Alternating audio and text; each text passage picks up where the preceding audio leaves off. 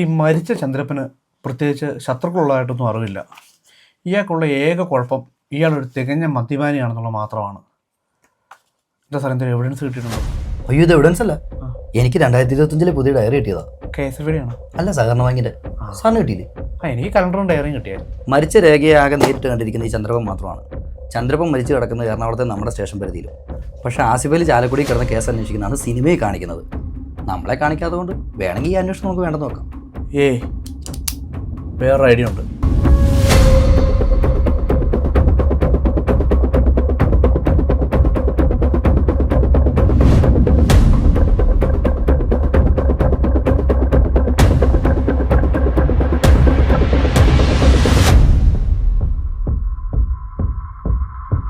കഴിഞ്ഞ ദിവസം ഇവിടെ ബാറിൻ്റെ അടുത്ത് ചന്ദ്രപ്പൻ എന്ന് പറയുന്ന ഒരാളുടെ കൊലപാതകം നടന്നല്ലോ.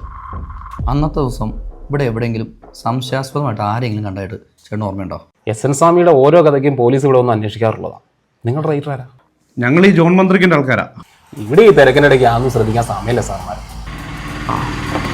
എന്നാ ശരി, എന്നാ പാവപ്പെട്ടവനാ, വേണേ പിടിച്ചിരിക്കാട്ടോ.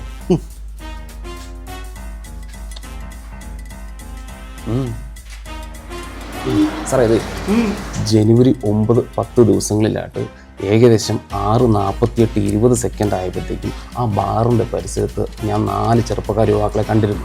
ചേട്ടനത് ഇപ്പോൾ ഓർക്കാൻ എന്താ കാര്യം? 2 ദിവസം ഒരേ ഡ്രസ്സായതുകൊണ്ട് അമ്മമാർ കുളിക്കുന്നില്ല എന്ന് ഞാൻ ഓർത്തായിരുന്നു.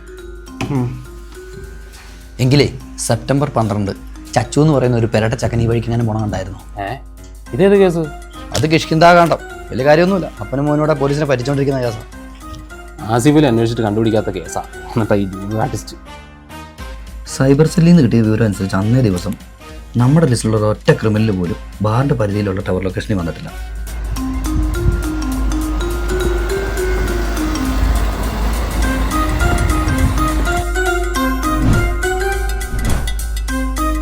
സാറേ, ബാറിൽ നിന്നുള്ള CCTV ദൃശ്യങ്ങൾ കിട്ടിയിട്ടുണ്ട്.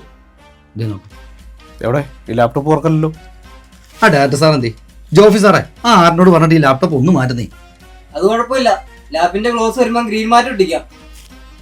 എന്നാ നോക്കുന്നില്ല അവനെ. ഇത് നമ്മുടെ ഓട സാബു അല്ലേ? ഓട സാബു?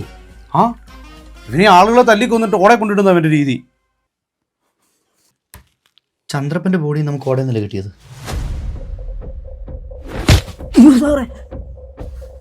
സത്യം പറടാ, നീ നിന്റെ പിള്ളേരും കൂടെ അല്ലേ ചന്ദ്രപ്പനൊക്കെ ഒന്ന് ഓടെ താത്തിയത്? അയ്യോ സാറേ, എനിക്കൊന്നും അറിയില്ല സാറേ. ഓട സാബു, നിനക്ക് ഞങ്ങളുടെ സ്വഭാവം അറിയാലോ. സത്യം പറഞ്ഞ് പിടിച്ച് തൂറ്റിച്ചോളാം ഞങ്ങള്. വേണ്ട, തല്ലണ്ട സാറേ, ഞാൻ പറയാം. അത് ആലി.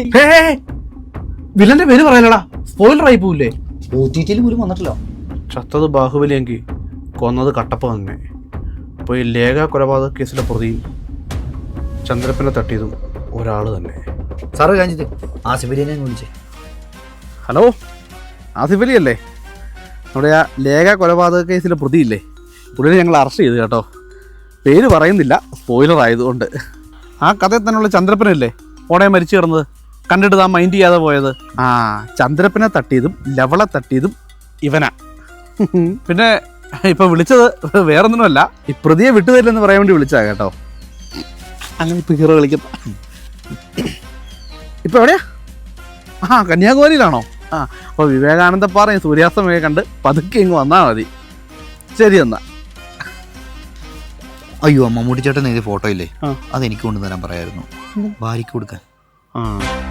അടുത്ത